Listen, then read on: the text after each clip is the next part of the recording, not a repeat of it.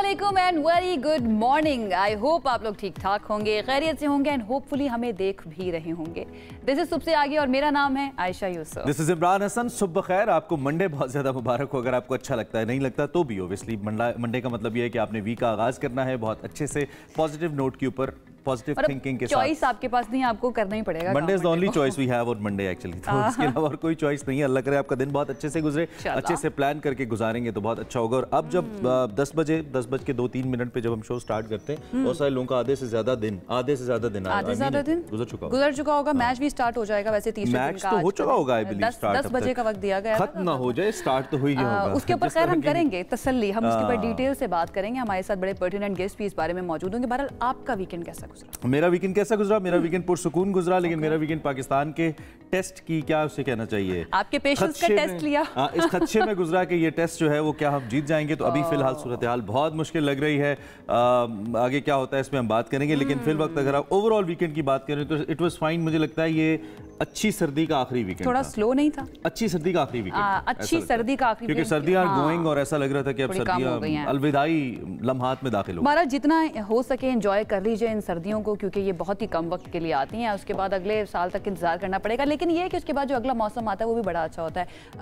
जो बहार का मौसम, खूबसूरत रंग हमें नजर आते हैं। बहरहाल जी, हमें अपनी इंट्रो स्टोरीज की तरफ, इंटरेस्टिंग स्टोरीज की तरफ बढ़ना है। और इंटरेस्टिंग स्टोरी में सबसे पहली जो हमारी स्टोरी है वो इंटरेस्टिंग शख्सियत के बारे में, जिन्होंने एक इंटरेस्टिंग काम किया। जरा बता दें क्या? बॉर्डरलेस वर्ल्ड के नाम से आतिफ असलम ने, उनका एक प्रोजेक्ट है जो उन्होंने शुरू किया। वो दुनिया को कनेक्ट करना चाहते हैं कुछ ऐसे जेस्चर्स के जरिए जो कि म्यूजिकल हों और उसके साथ साथ दुनिया को जोड़ें। आतिफ असलम ने किया क्या कि वो तलबा को एक बड़ा सरप्राइज देने के लिए एक स्कूल के अंदर पहुंच गए। अपना सबसे मशहूर गाना उनका आतिफ का जो आदत है वो गाते हुए। और एक्चुअली द बेस्ट पार्ट वो सारे अमल के अंदर जो मैंने देखा कि आतिफ इस जनरेशन के साथ भी उतना ही कनेक्ट कर रहे हैं, जनरेशन जी के साथ भी, जितना इससे पहले के साथ कर रहे थे। So this is the most interesting part. अच्छा, वो आदत जो उनका बड़ा फेमस है, मिलेनियल्स को भी बड़ा पसंद था, जेन जी को भी पसंद आ रहा है। जरा देखते हैं ये वीडियो। लेकर आ रहे हैं, ठीक है, सब्स्टिट्यूट टीचर है, अच्छे बिहेवियर के साथ बैठिएगा, सुकून से बैठिएगा। मैं टीचर को लेकर आ रहा हूँ तो अच्छे बच्चों की तरह बैठना है सबने। दूर जितना भी तुम मुझसे पास रब को आदत सी है मुझको ऐसे जीने में। So I'm your new teacher. हुआ मेरे होना था excellent, right?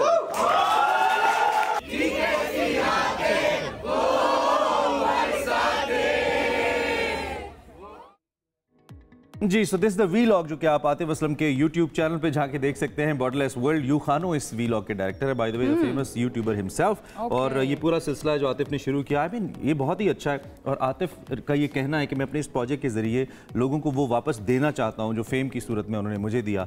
I just want to return. So connect करने का अच्छा जरिया, बड़ी इंटरेस्टिंग भी थी उनका ये वीलॉग। अगर वीडियो देखी जाए किस तरह से आके ना प्रॉपर डायरेक्टर जो है ना वो हमें डायरेक्शन हमें नजर आई। यू खानो ने अगर ये किया तो वेरी वेल डन। बच्चों ने बड़ा एंजॉय किया होगा। बच्चे जो है ना वो बहुत ज्यादा खुश भी नजर आ रहे थे। मैं एक देख रही थी, एक बच्चा अपनी मामा को फोन करके कह रहा था कि इसके बाद वाला एक पार्ट है वो मैंने पूरा वीलॉग देखा है। उसमें इनका जो नया आने वाला गाना है वो मुख्तलिफ बच्चों को टैब पे लगा के दिया गया, हेडफोन्स लगा के, और उनको बताया नहीं कि और आतिफ आके पीछे साथ खड़े हो जाते हैं उसको सुनने के लिए। सडनली बच्चा जब कैजुअली कहता है कि हाँ ठीक है, व्हेन उनकी नजर आतिफ पे पड़ती है, that's the most interesting thing. आप उसको भी देख सकते हैं। लेकिन बहुत अच्छा है, ऐसे स्टार्स को ऐसी एक्टिविटी जरूर करनी चाहिए और हमारे बच्चों से कनेक्ट करना चाहिए स्टार्स को। ये एक नया तरीका भी है वैसे अपने आप को इन रखने का, ये भी कह सकते हैं। सोशल मीडिया बड़ा जरूरी है, मीडिया के थ्रू आप जेन जी के साथ कनेक्ट कर सकते हैं। बहरहाल जी, एक और स्टोरी की तरफ बढ़ते हैं। वो है पाकिस्तान और वेस्ट इंडीज के दरमियान जो सीरीज खेली जा रही है, उसके दूसरे टेस्ट मैच में मुल्तान का 9 बेयाता जोड़ा जो है वो तवज्जो का मरकज बन गया। नई नई शादी हुई ये जोड़ा वलीमा छोड़कर मुल्तान स्टेडियम पहुंच गया। बस मेरी दुआ है कि जैसा मैच में पाकिस्तान टीम का हाल हो रहा है वैसा इनकी जिंदगी का हाल ना हो।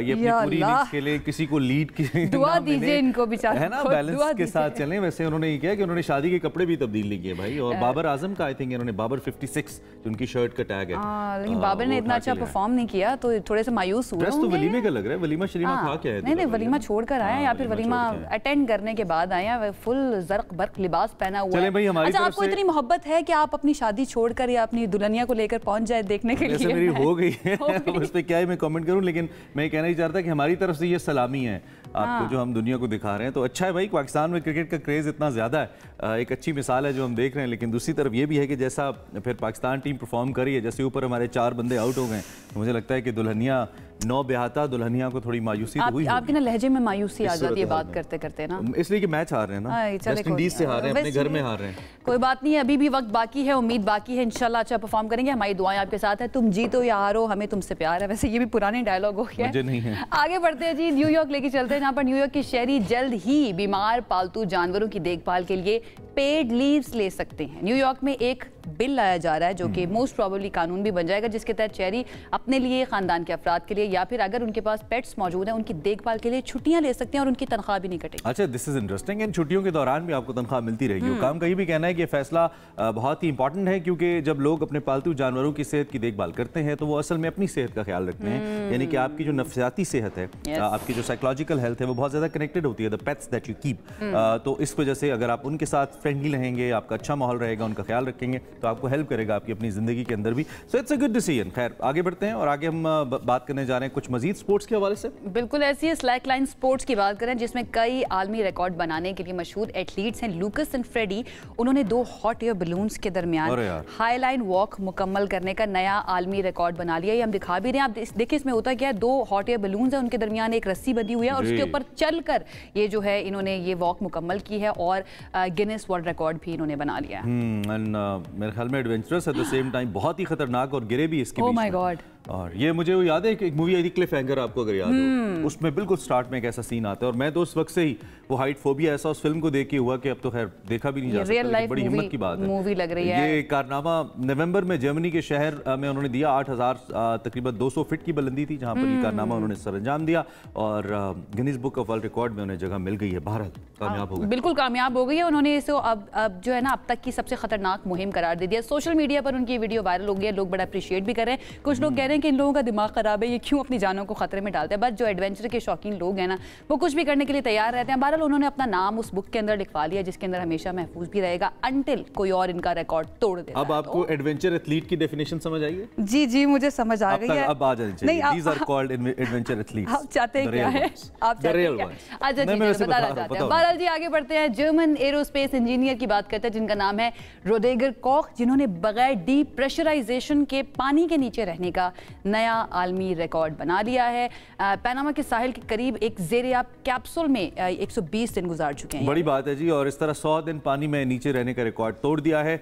कैप्सूल पानी के नीचे 11 मीटर की गहराई में है, जो कि जिसमें बेड भी है, टॉयलेट है, कंप्यूटर है और एक्सरसाइज बाइक जैसी भी फैसिलिटीज़ वहाँ पे रखी गई हैं। और ये कुछ मनासिर भी हैं उसके, जिसमें इन्होंने ये टाइम गुजारा और जाहिर बात है दुनिया की तवज्जो हासिल की। दुनिया की तवज्जो हासिल की है, रिकॉर्ड भी बना लिया। बहरहाल ये एरोस्पेस इंजीनियर है, वहाँ से आई थिंक सो रिटायर होने के बाद इन्होंने कहा होगा कि कुछ और करना चाहिए। मुझे अच्छी बात इन लोगों की ये लगती है, स्पेशली वेस्टर्न साइड के जो लोग हैं, कुछ ना कुछ अपनी जिंदगी के साथ करते रहते हैं, कुछ ना कुछ एक्टिविटी जिंदगी खत्म हो जाए।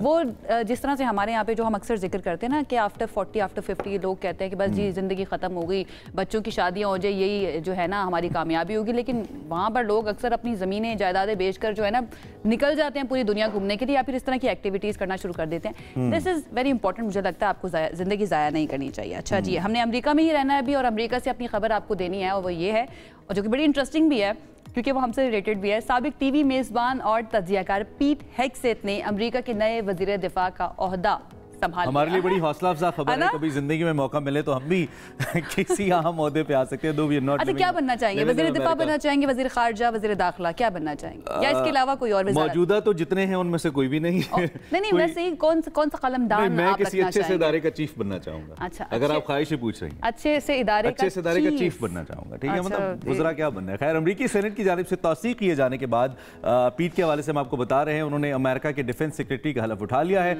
और सेनेट में उनकी जो तस्दीक है उसकी समाअत के दौरान पीट को जिनसी ज़्यादती, शराब नोशी, इसके अलावा बहुत सारे ऐसे इल्जामात हैं उन पर सख्त सवालात का सामना उन्हें करना पड़ा। इसके अलावा जो 3 रिपब्लिकन सेनेटर्स हैं उन्होंने भी वज़ीर दिफा की मुखालफत की, जिसके बाद उनके हक और मुखालफत में 50-50 वोट पड़ने से मुकाबला बराबर हो गया था। बाद अज़ा जो नायब अमरीकी सदर हैं JD वेंस, उन्होंने इस फैसले को क्या कहना चाहिए सादिर किया और फैसला कुन वोट दिया।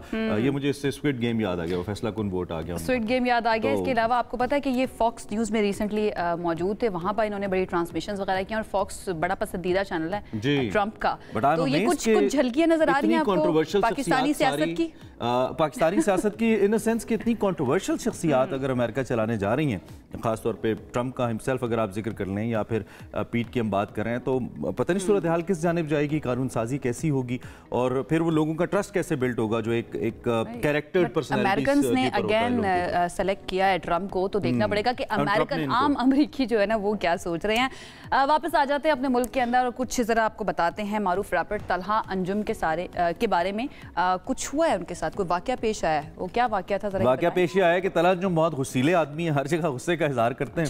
अब माशाल्लाह अच्छा फेम समेट रहे हैं। स्पॉटिफाई ने रिसेंटली एक लिस्ट जारी की थी जिसमें सबसे ज्यादा स्ट्रीम किया जाने वाला आर्टिस्ट पाकिस्तान का इन ईयर 2024 वो तलहा थे, more than Atif Aslam even. हाँ ये तो है। तो लेकिन दूसरी जानिब एक परफॉर्मेंस के दौरान उन्हें किसी ने पानी की बोतल दे मारी, जो अक्सर आर्टिस्ट के साथ ऑन स्टेज हो जाता है, नहीं होना चाहिए, बहुत ही गलत इक़दाम है। इसके बाद तलहा को आ गया गुस्सा, तलहा ने जनाब माइक फेंका और स्टेज से उतर गए। ये वैसे बिलाल सईद के साथ भी हुआ था। एग्जैक्टली इससे पहले भी काफ़ी हमारे आर्टिस्ट के साथ जो है ना वो हो चुका है। बट द थिंग इज़ कि जो ऑडियंस मौजूद होती है ना उनको रिस्पेक्ट करनी चाहिए फर्स्ट ऑफ ऑल। जो आर्टिस्ट मौजूद है जो वहाँ पर आकर उनके लिए परफॉर्म कर रहा है। दूसरी तरफ मुझे लगता है जो आर्टिस्ट होते हैं ना उनको भी थोड़ा सा ज़रा कंट्रोल करना चाहिए अपने गुस्से के ऊपर, और आपका इम्पैक्ट बहुत ज़्यादा होता है। आप कोई भी हरकत करते हैं ना लोग उसको वायरल वीडियो तो हमने आपको दिखा दिया, लेकिन आपने अगर मजीद एंटरटेन होना है ना, ये मेरा ज़ाती मशवरा है, आप इस पोस्ट के नीचे जो कमेंट्स हैं वहाँ पे जाइए।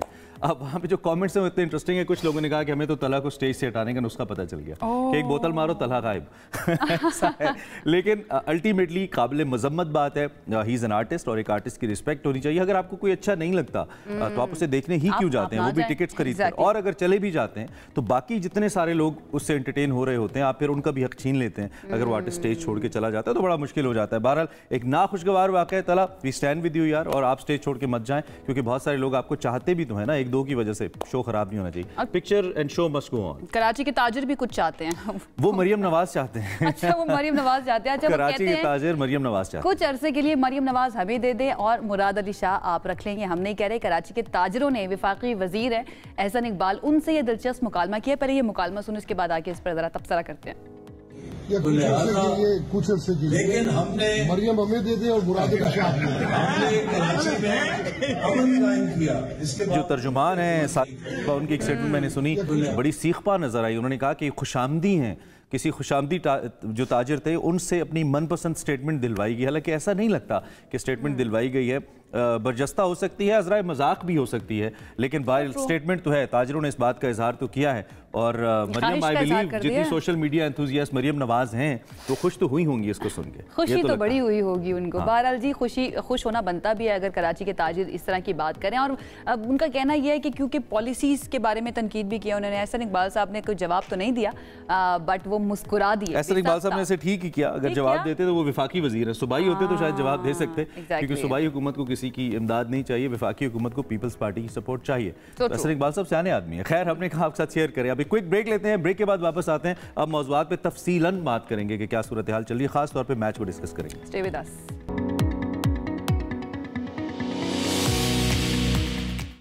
वेलकम बैक जनाब। मुल्तान टेस्ट जो है वो फैसला कुन मरहले में दाखिल हो चुका है। इसका जिक्र हमने आगाज़ में भी किया था। पाकिस्तानी क्रिकेट टीम जो है उसकी दूसरी इनिंग जारी है। 254 रन का हदफ है। उसके ताक़ुब में मुश्किलात नहीं, बहुत ज़्यादा मुश्किल का शिकार दिखाई दे रही है। 6 आउट हो चुके हैं अभी तक। 6 आउट हो चुके हैं जी। 112 रन के ऊपर जो ताज़ा तरीन स्कोर कार्ड हमने खोल के रखी, हमने कहा जरा नमक ही छिड़कना है तो सही से छिड़कना है जख्मों के ऊपर। भाई ये वो टेस्ट है जो हमें 2 दिन के अंदर खत्म होता, अपने हक में नजर आता था। इतना अच्छा हमने स्टार्ट किया था।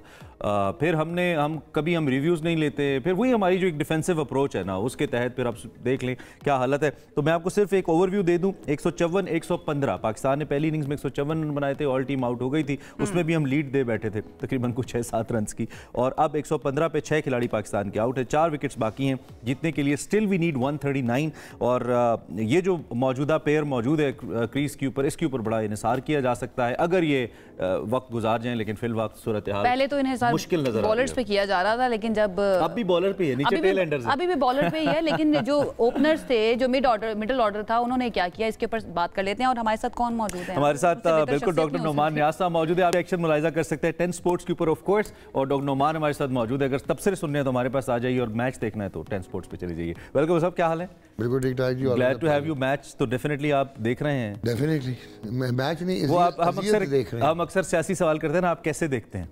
ये आप कैसे देख रहे हैं? यार देखें, बात ये है कि it is much deeper than this. अब आप पहले हारे सक्सेशन में, अभी ये आपका जो है ना, ये 12 टेस्ट में से 9वीं हार होगी अगर आप हारते हैं। लास्ट 12 टेस्ट में से ये 9वां होगा। पाकिस्तान क्रिकेट जो है कोई मानने को तैयार नहीं है कि T20 इंटरनेशनल्स में और टेस्ट मैचेस में इरेलेवेंट होगी। और वनडे क्रिकेट का ये आलम है कि अपनी ईगोज़ के चक्कर में, अब वो जब से साइम इंजर्ड हुआ है, आपकी चैंपियंस ट्रॉफी सामने खड़ी है and you do not have any opener. ठीक हो गया? ना आपकी प्लानिंग है, ना आपकी इंटेंट है, और ना आपकी डोमेस्टिक स्ट्रक्चर है। अच्छा, ये आपने क्या किया? आपने होम एडवांटेज लेने के लिए आपने गारा बना दिया स्पिनर्स पैराडाइज। इसमें काउंटर क्वेश्चन ये होता है कि यार दुनिया की सारी टीमें ये करती हैं होम एडवांटेज के लिए, और जब से वर्ल्ड टेस्ट चैंपियनशिप शुरू हुई है तो to get that percentile and points वो ये करते हैं, चाहे वो इंडिया है, साउथ अफ्रीका है या ऑस्ट्रेलिया है यार। लेकिन वो इसलिए करते हैं कि उनके जो प्लेयर्स हैं वो नॉट ओनली कि अपने बैकयार्ड में ऐसी कंडीशंस में सर्वाइव करते हैं, बल्कि उनके वो वेल इक्विप्ड हैं कि वो बाहर में भी परफॉर्म करते हैं। आपकी क्वालिटी ऑफ क्रिकेट खत्म हो गई है, आपके बैट्समैन बिल्कुल फारिग हो गए। अब ये जो मोहम्मद हुरैरा आपने खिलाया, इसने 300 किया हुआ है, 200 किया हुआ है डोमेस्टिक में, तो आप कहेंगे यार he deserved his place on this team. ना उसको स्पिनर खेलना आता, ना वो फास्ट बॉलर सही खेलता है। हम करते क्या है, हम प्लेयर नहीं देखते, हम स्टैट्स और नंबर्स देखते हैं, हम क्वालिटी और डोमेस्टिक क्रिकेट नहीं देखते। अब वेस्ट इंडीज और पाकिस्तान की team bottom of the table teams हैं, तो लिहाजा आपको कोई परेशानी नहीं होनी चाहिए। लेकिन एक्चुअली तो डॉक्टर साहब नंबर्स ही सामने रखे जाते हैं ना, कितने मैच खेला है, क्या बना है, नंबर्स नहीं होता। मैं चाह रहा हूं कि आप डिफरेंस समझाएं, फिर हम प्लेयर कैसे देखें और नंबर्स कैसे देखें। प्लेयर अच्छा होगा तो नंबर्स ले रहा है, नहीं आपकी अगर कंडीशन ही ऐसी है, मैं वही तो बोलना चाह रहा हूँ कि आप कि ये लड़के जो है ये स्पिनर्स, यही नुमान और यही साजिद, अभी साजिद को मिड विकेट पे छक्के पड़े थे फाइनल ऑफ कायदे आज़म ट्रॉफी पे, क्योंकि वो पिचेस डिफरेंट हैं। उन पिचेस पे स्पिनर खेलना आसान है, ये आगे लटक के खेल जाते हैं आपके जितने भी बैट्समैन हैं। ये है प्रॉपर प्योर स्पिनिंग पैराडाइज जो आपने जीतने के लिए बनाई। It's an underprepared pitch, it is an unsporting pitch जो कि बननी नहीं चाहिए। तो स्ट्रेटजी थी क्या? Bad template for test cricket. Doctor साहब स्ट्रेटजी थी क्या? सिर्फ इस पिच के ऊपर रिलाई करना ही स्ट्रेटजी थी और अपने बॉलर्स पे रिलाई करना? देखें, जो सबसे पहले ना आप वर्ल्ड टेस्ट चैंपियनशिप से फारिग हो चुके थे, कोई तुक नहीं बनता था कि आप डेस्परेशन में ऐसी पिच बना के अपने ही बैट्समैन को एक्सपोज कर दें। आपके बैट्समैन इसमें आकिब फैक्टर कितना इंपॉर्टेंट है? उन्होंने अपने आप को इस वक्त सिर्फ आकिब है, और उसका ये इंटेंट था कि बस मैं जीतता जाऊं। यार winning at home is great if you have something in site, लेकिन आप एक स्पोर्ट बहुत आला पिच बनाते इस वेस्ट इंडीज टीम के अगेंस्ट, आप यंगस्टर्स खिलाते और आप उनको देखते, उनको अपॉर्चुनिटी देते। हाँ, लेकिन पहले मैच में ये स्ट्रैटेजी, अच्छा एक विकेट और गिर गई है, 7 आउट हो गए, अब खत्म हो गया। ये स्ट्रैटेजी पहले मैच में तो कामयाब रही है हमारी। नहीं देखे, अब आपको मैं खोलता हूँ, इनफैक्ट पहली इनिंग्स के पहले कुछ ओवर्स तक भी कामयाब रही है। मैं आपको खोलता हूँ, देखें स्ट्रैटेजी कामयाबी, मुझे पहले ये समझाएं कि क्या इस स्ट्रैटेजी की जरूरत थी या नहीं थी, नंबर 1। आपकी जरा बता दें अपने देखने वालों को, ये लाइव मनाज़र है 10 स्पोर्ट्स के तवस्सुत से आपको दिखा रहे हैं। इस वक्त 7 विकेट्स पाकिस्तान की गिर चुकी हैं, 115 रन पाकिस्तान टीम ने बनाए हैं, और पिक्चर अभी पता नहीं बाकी है या नहीं। अब बाकी नहीं है, अब बाकी नहीं है। अच्छा, इस पिच पे कहाँ बाकी है? अच्छा, अब आप अगर पहले टेस्ट की बात करते हैं, एक तो I am very sorry to say apologetic है आपका कप्तान, जो कि ये 9वां टेस्ट हारेगा 12 में से, एंड ना उससे खुद रन्स होते हैं। एक उसने साउथ अफ्रीका में 100 किया, तो कप्तानी आपने उसकी सस्टेन करा दी। You will be shock to know कि उसकी आखिरी जो है 13 इनिंग्स, उसमें 3 स्कोर हैं ओवर 30। ठीक, 41 टेस्ट में 30 की एवरेज के साथ आपका ओपनर हो और वो कप्तान हो। आपने पहले टेस्ट में पहली इनिंग्स में 71 रन लास्ट 2 विकेट्स पे करवाए वेस्ट इंडीज से। ठीक हो गया, वो तो चले, आपके बॉलर्स जो हैं वो आपको मैच में ले गए। इसमें पहली इनिंग्स में आपने 109 रन आखिरी 2 विकेटों में। जी, आखिरी 2 विकेटों। अच्छा, वो क्यों करवाए? एक तो ये जो शान मसूद है ना, अब इसको तो हमें कहना पड़ेगा is a captain of sweepers. वो फील्ड खोल देता है, स्वीपर्स रख लेता है और डिफेंसिव हो जाता है। इस पिच पे आपके ये स्पिनर्स जो टॉप ऑर्डर आउट कर चुके थे, वो घबरा के तेज गेंद करना शुरू हो गए एंड डिफेंसिव हो गए and you considered a score of 200। Tail enders who had nothing to lose उन्होंने फिर रन ले गए। ठीक हो गया और आपने उनको अलाउ किया ना, फील्ड खोल दी, तेज तेज गेंद किया इस पिच पे। सो आई पर्सनली फील कि आपके आवे का हवा बिगड़ा हुआ है, मान जाओ, अब मान जाओ कि आप इंटरनेशनल क्रिकेट में इररेलेवेंट हो गए हो, आप फारे हो। What you need to do, अब ये कॉस्मेटिक्स से, कदाफी स्टेडियम बनाने से, शोशा से आप नहीं, लेकिन ये जो नहीं अभी चलेगी। वाइट वॉश करके हम आ रहे हैं, साउथ अफ्रीका हम खेल के आ रहे हैं। क्यों करके आ रहे हैं? वो वनडे में उसके बावजूद इररेलेवेंट है। इररेलेवेंट कुछ अच्छा, फिर कुछ लोग ये भी कहते हैं ना यार एक मैच हारते हैं, हमारे तज्जियाकार, वो सारी बात है, आप जैसे तज्जियाकारों पे पॉइंट आउट करते हैं यार एक मैच हारते हैं, आप फॉरेन टीम को कहते हैं बुरी है। बात सुनो, चलिए मैं आपको मैं गिनाता हूँ। 9वां टेस्ट मैच आप हारे हैं लास्ट 12 में से, ठीक है। होम में आप 3 जीते हैं और तीनों 11 बना के जीते हैं अनस्पोर्टिंग पिचेस पे, चलो जस्टिफाई कर दिया। आपका एक ओपनर जो है वो एक्स फैक्टर था, अभी जो आपने बोला है कि आप क्यों जीते थे, वो एक opener x factor brilliant cricketer है जो कि सिस्टम के साथ साथ अपने टैलेंट पे आ गया, वो साइम अयूब है। और उसने आपको ऑस्ट्रेलिया में भी जिताया और उसने आपको साउथ अफ्रीका में भी जिताया।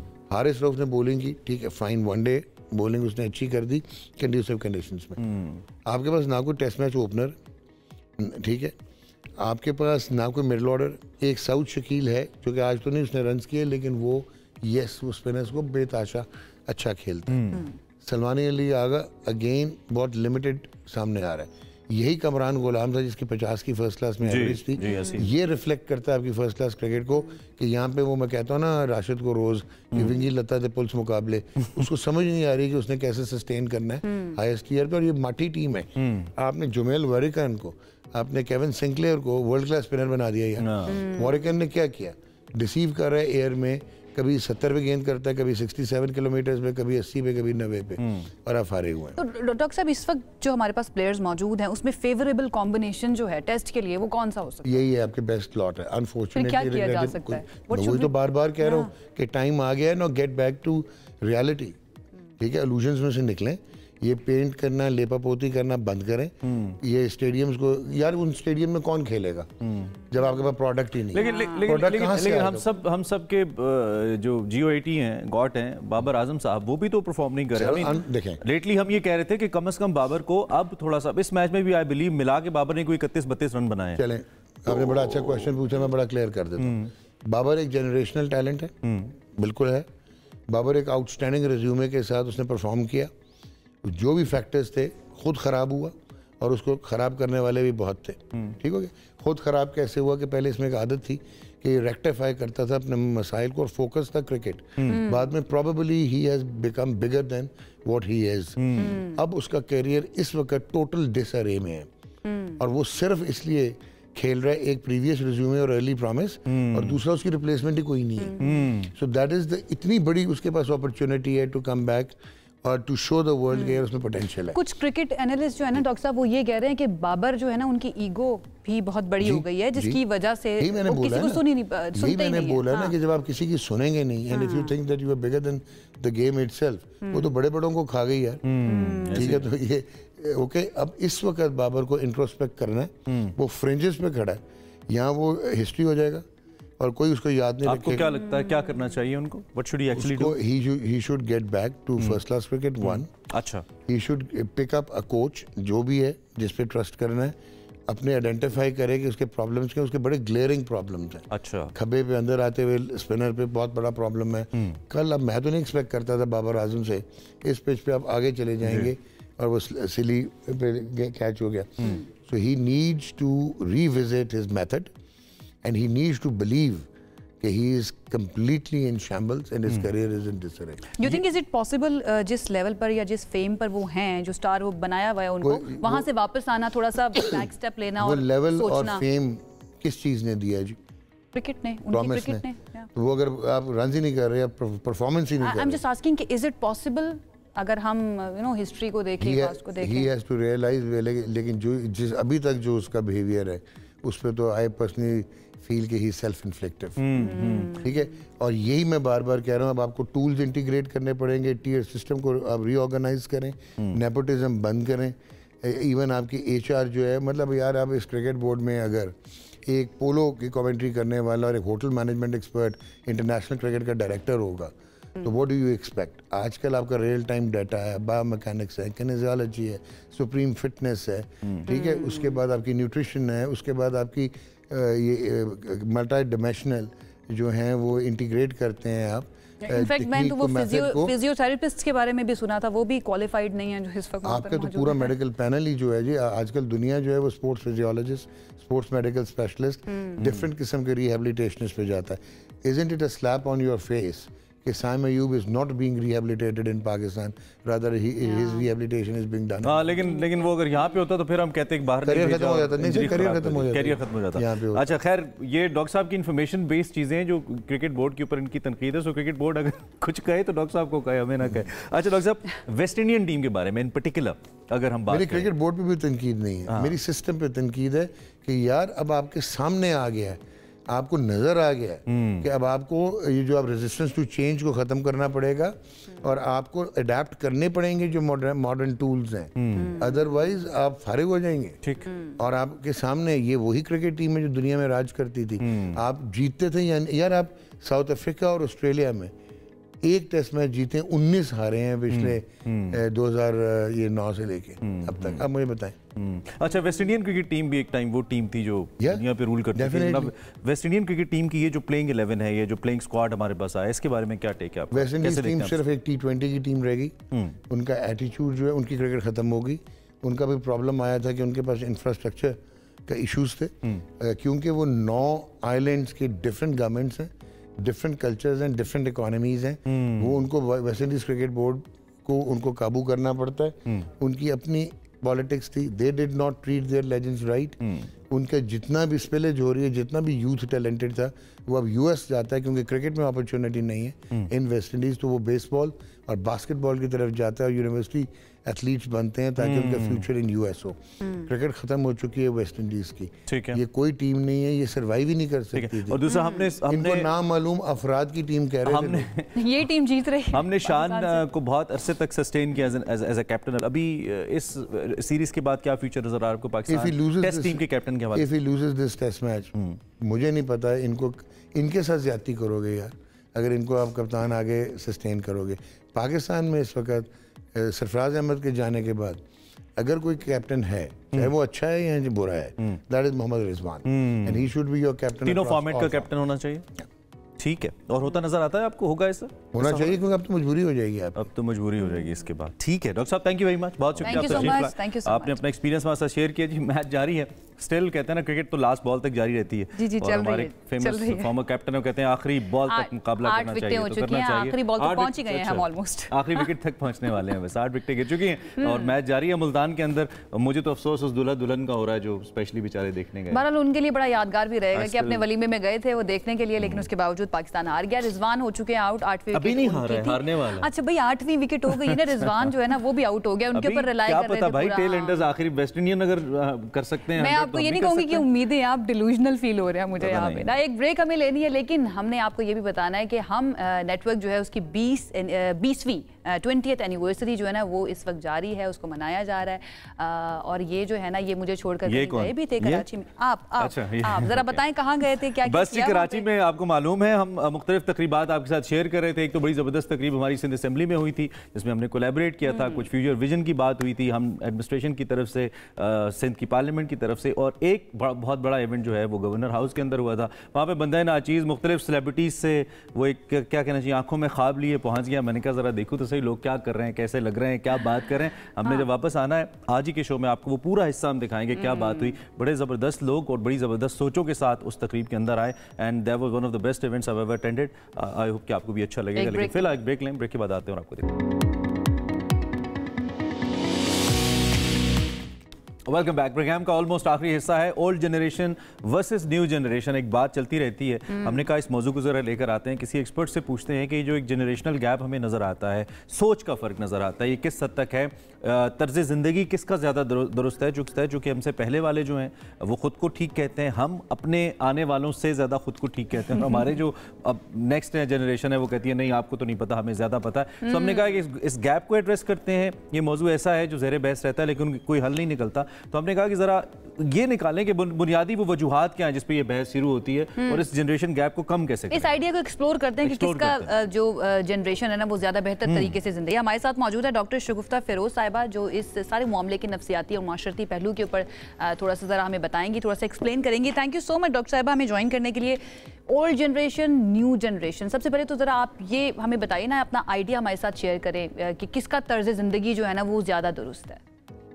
देखिए, ओल्ड जनरेशन और यंग जनरेशन या यूथ का गैप हमने खुद क्रिएट कर लिया है। हम में से सब लोग जो हैं इस फिनोमेना से गुजरते हैं। आज जो इंसान 20 साल का है वो 10 साल के बाद 30 साल का होगा और उससे 10 साल छोटे वाले उसको ओल्ड जनरेशन में डालना शुरू हो जाएंगे। So the definition of old generation is not stagnant, it is not static, it varies. 10 साल के गैप के बाद ही ओल्ड जनरेशन कहना शुरू हो जाते हैं। आपको पता है आजकल जो जेन जी और जेन अल्फा है, ये सारे जो अल्फा जनरेशन है वो जेन जी को भी ओल्ड जनरेशन कह रही है। सो सबसे पहले तो आपको ये देखना पड़ेगा कि what is the definition of old generation. Old generation हम उसको कहते हैं, सिर्फ एज नहीं है ओल्ड जनरेशन। हम ओल्ड जनरेशन उसको कहते हैं या जनरेशन गैप हम वहाँ कहना शुरू हो जाते हैं जब एक इंसान प्रोग्रेस वाइज लैक करता है। प्रोग्रेस वाइज जब लैक करता है ना तो हम उसको कहना शुरू हो जाते हैं कि जी ये तो पुराने ख्यालात के मालिक हैं।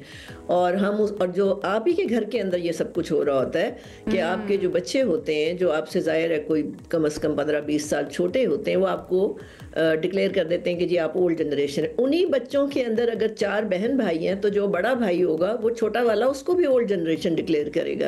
It depends on the amount और the rate of development mental जो आपने अचीव की होती है उसकी। एज यू सेड कि ये हमारा खुद क्रिएट किया हुआ है कुछ हद तक, लेकिन एक फ़र्क तो है ना। जैसे अटेंशन स्पैन की हम बात करते हैं, आजकल की जनरेशन का जो अटेंशन स्पैन है, पहले लोग पढ़ते थे, पढ़ने के बाद कमेंट करते थे, बात ज़्यादा करते थे। अब की जनरेशन देखती है, एक राय बनाती है और कमेंट कर देती है। सो कम से कम ये गैप कहीं ना कहीं एग्जिस्ट तो करता है ना कहीं ये मौजूद तो है। बिल्कुल आप ठीक कह रहे हैं। अगर हम इसको सिर्फ डेवलपमेंट या मॉडर्निटी के एंगल में देखें तो वो तो खैर बहुत बड़ा फ़र्क है। मैं बात करती हूँ जनरेशनल गैप की वैल्यूज़ की बेसिस पे। वैल्यूज़ जो है ना वहाँ पे आप डिफ्रेंशिएट करते हैं the old generation and new generation. Old generation जो होती है they try to adhere to their values, ठीक है, जिसमें उनका लाइफस्टाइल हो सकता है, उसमें उनकी सोच हो सकती है, उसमें उनके रिलेशनशिप्स हो सकते हैं, रिश्तेदारियां निभाना हो सकता है। ये वैल्यूज़ में हमारी जो यंग जनरेशन है वो पीछे है और गैप क्रिएट होता है, ठीक है। जब हम इंसान जो है ना हमें ग्राउंडिंग चाहिए होती है। ग्राउंडिंग का मतलब ये होता है कि हमें किसी ना किसी चीज़ को पकड़ना होता है आगे चलने के लिए। जो बच्चे, क्योंकि मैं अब तकरीबन 30+ ईयर्स से प्रैक्टिस कर रही हूँ, मैंने ये देखा है कि जो बच्चे, यंग बच्चे, आप उसको कोई टीनेजर्स कह लें, जो टीनेजर्स अपने पेरेंट्स को सिर्फ इसलिए पकड़ते हैं कि उनकी बताई हुई वैल्यूज को फॉलो करते हैं तो वो अपनी एज की रिक्वायरमेंट्स को ज़्यादा बेहतर फुलफिल करते हैं। उनका अटेंशन स्पैन जो होता है वो बेहतर होता है, उनका लाइफस्टाइल भी बेहतर होता है, उनकी। डॉक्टर साहिबा ये भी कहा जाता है ना, आजकल के पेरेंट्स ये भी कहते हैं कि जो जनरेशन जी है या जनरेशन अल्फा है ये बात नहीं मानती है, तो ये इसके पीछे आपको क्या साइकी नजर आती है? इस पर आपका क्या कमेंट होगा? मैं बिल्कुल आपसे एग्री करती हूँ उस बात के ऊपर कि गैप क्रिएट दोनों तरफ से हो रहा होता है कि पेरेंट्स जो हैं वो बच्चों को अपनी नज़र से देख रहे होते हैं और बच्चों को वो अपने स्टैंडर्ड्स पे लाने की कोशिश कर रहे होते हैं, और बच्चे जो हैं वो पीयर प्रेशर्स का शिकार होते हैं और बच्चे एनवायरमेंटल फैक्टर्स को ज़्यादा देख रहे होते हैं, जिसकी वजह से गैप क्रिएट होता है। मैं छोटा सा इसका हल बताती हूँ। हमारे यहाँ ना बच्चों में और पेरेंट्स में कम्युनिकेशन ख़त्म होता चला जा रहा है। पहले नाश्ते के टेबल पर साथ बैठा करते थे, नाश्ता या ज़मीन पर दस्तरखान बिछता था, सारे एक कोई खाना साथ खाया करते थे। हम लोगों की फैमिलीज में अगर अफोर्डिंग लोग हैं तो उनके कमरे अलग हो गए हैं और वो अपने अपने कमरों में होते हैं। हम लोगों ने इंटरेक्शन करना छोड़ दिया है। पेरेंट्स की भी गलती है कि वो अपनी पेस को पिकअप नहीं कर रहे, और बच्चों की भी गलती है कि वो पेरेंट्स की बात सुनने के लिए टाइम नहीं। अच्छा, यहाँ पे असातिज़ा का एक बड़ा इंपॉर्टेंट रोल है। हमें याद है जब हम पढ़ रहे थे, इवन अब भी समहाउ किसी जगह पे असातिज़ा के जैसा स्टूडेंट्स बनने की कोशिश करते थे कि असातिज़ा कैसे कपड़े पहन रहे हैं, वो कैसे बात कर रहे हैं। आजकल ये भी है कि असातिज़ा को कुछ स्टूडेंट्स ऑब्सोलीट समझते हैं, वो उनकी बातों को ऐसे मानते नहीं। आप खुद भी पढ़ाती हैं, तो असातिज़ा को आप क्या समझती हैं, कितना ट्रेन होने की ज़रूरत है इस जनरेशन से कोप अप करने के लिए? बड़ा अच्छा आपका ये सवाल है, बिल्कुल सही आपने कहा। वही टीचर्स जो अपने आप को अपडेट करते हैं, मैं मेडिकल कॉलेज में पढ़ाती हूँ और मैं स्टूडेंट्स को देखती हूँ, जब मैं उनके लेवल की बात करती हूँ तो वो मैं उनकी बड़ी फेवरेट हो जाती हूँ। जब मैं कोई अपनी एज के मशवरे देने की कोशिश करती हूँ तो they don't want to listen to me. हमें जो बड़े हैं, जो टीचर्स हैं, उनको भी अपने आप को अपडेट करने की ज़रूरत है, और मेरा ख्याल है उनको पढ़ने की ज़रूरत है कि इस वक्त की जनरेशन जो है उसका इंटरेस्ट जिस चीज़ में भी है, जो भी गैजेट्स हैं, जो भी चीजें चल रही हैं, उनको सीखने की जरूरत है, ताकि बड़े और टीचर्स जो हैं अपनी बेस या उनकी जो नॉलेज है उसको कुछ ना कुछ जो है वो स्टूडेंट्स के करीब लेके आए। दूसरी बात ये होती है कि जो आपकी एक लाइटर मोड ऑफ तरबियत होता है ना, लाइटर मोड, हम सबको बड़ा शौक होता है कि माँ बनी रहे, बाप बना रहे। आप बहुत से कहते हैं कि जी मैं अपने बाप को सुबह के वक्त देखता हूँ और उसके बाद जब वो आते हैं या वो सोए हुए होते हैं तो मैं वापस आता हूँ। बच्चों को अपने माँ बाप को घर में देखने का भी मौका नहीं मिलता, बाप को खास तौर पे। फिर वो बाप जब 50 साल का हो जाता है तो वो कहता है कि जी मेरा बच्चा मुझे टाइम नहीं देता। बच्चा विल नेवर फॉरगेट कि बाप ने भी टाइम नहीं दिया था। हम एक विशियस साइकिल के अंदर हैं, किसी का कसूर नहीं है, सिर्फ हम रियलाइज नहीं कर रहे। हाँ, अच्छा, मजे की आपको एक बात बताऊं, यही बच्चा जो आज जेन जी है, जब वो 40 क्रॉस करेगा ना तो उसको अपने माँ बाप की याद सताना शुरू हो जाएगी। वो बच्चे जो बाहर चले जाते हैं, बाहर जाके पढ़ रहे हैं, जब वो एज क्रॉस करते हैं तो वापस आना चाहते हैं माँ बाप के पास। अच्छा डॉक्टर साहिबा, एक ये भी तो बात मौजूद है ना, अक्सर घर में कहा जाता है कि बड़े हमेशा ठीक कहते हैं, दादाजी ने कह दिया तो बस वही बात है, या अक्सर बड़े कहते हैं कि अब तुम मुझे बताओगे कि मैंने क्या करना है या क्या फैसला करना है, तो छोटों को इस तरीके से भी उनकी राय को निगेट कर दिया जाता है। तो ये बिहेवियर कैसा है इस गैप के पॉइंट ऑफ व्यू से?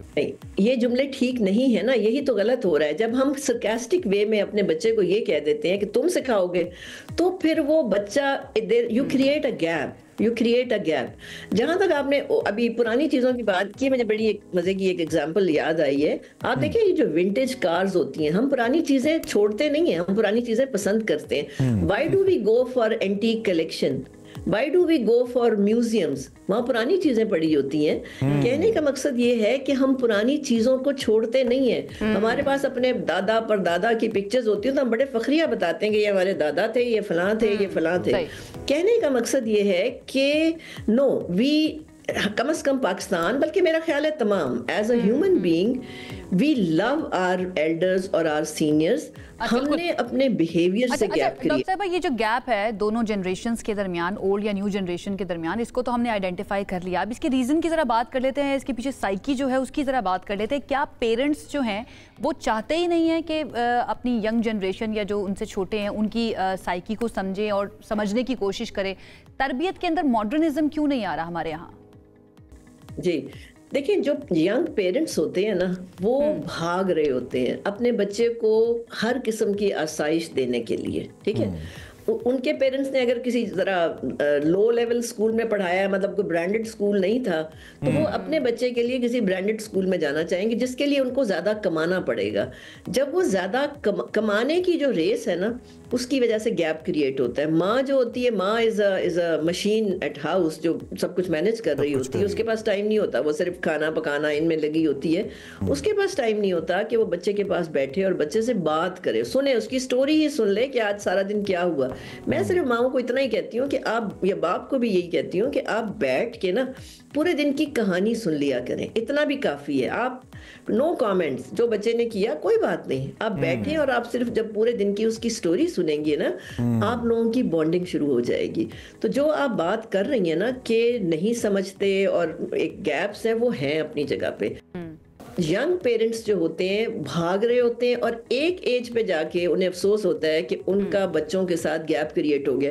या आपने हमारे कल्चर में एक बात सुनी है कि दादा दादी को अपने पोता पोती उनसे ज्यादा प्यार होता है। वो कहते हैं ना, असल से सूद प्यारा। जी जी। क्योंकि जब वो पहुंच जाते हैं ना 50-60 साल की उम्र पे, तो उनको अपने पोते पोतियां नवासे अच्छे लगने लग जाते हैं। उनका वो फेज उन्होंने एंजॉय नहीं किया होता अपनी उम्र में।